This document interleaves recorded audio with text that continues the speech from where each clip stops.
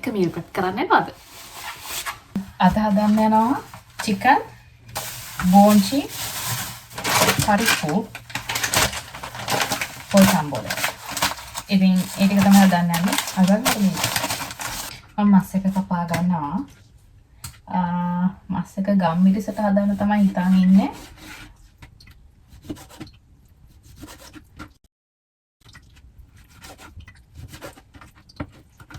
මම දැන් මස් එකට දා ගන්නවා ගම්මිරිස්.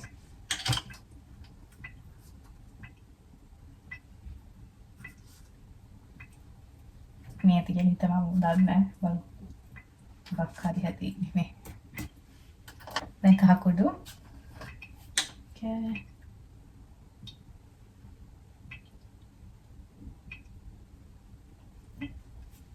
That's good.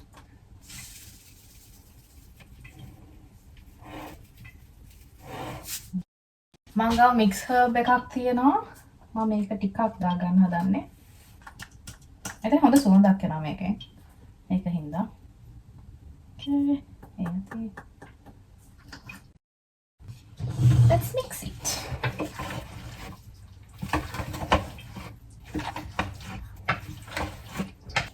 මම වෙන මොකුත් දාන්නේ නැහැ. තමනට මේකට දාන්න පුළුවන් නම් රහ වෙන්න මට කියන්න. බෝන්චි ටික සුද්ධ කරගමු.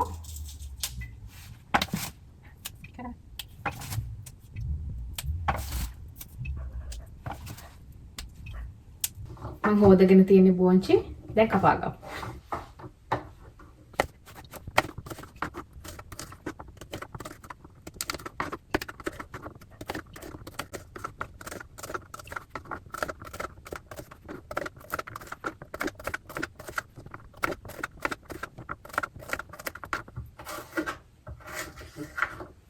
Okay, that's good too.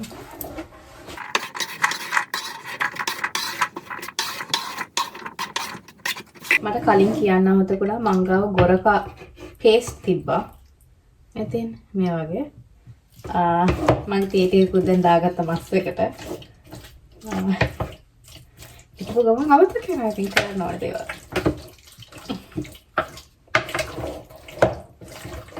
මම දැන් පරිප්පු අරන් හොදලා වත්ත දාගත්තා. ඒකට මම දාගන්නවා කැමරි.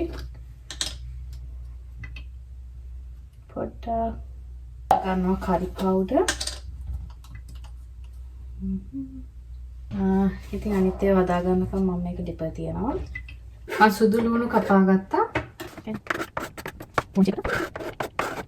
පරිප්පුවේ ලුණු ටික හොඳට බැදෙද්දි මම පරිප්පුවට දා ගන්නවා කිරි. මම ලුණු ටික දා ගන්නවා පරිප්පුවකට. මේකේ ලුණු අබ සුදු ලුණු ඔක්කොම තියෙනවා. මම මේකට තමයි මස් එක දාගන්න යන්නේ.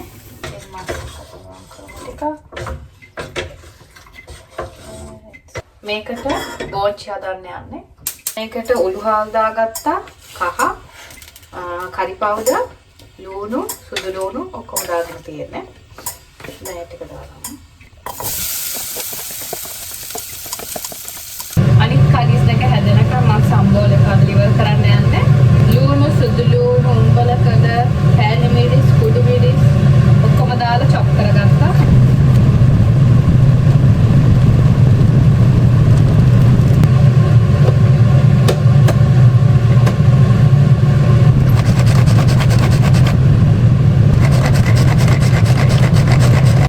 ඔක්කොම හදලා තියෙන්නේ මේ බත් එක, මේ බෝන්චි, පරිප්පු, කුකුල් මාස්, සම්බෝලක් තියෙනවා සහ මගේ අක්කා හදලා ගෙනල්ලා දුන්න බීට්රූට් කරි එකකුත් තියෙනවා.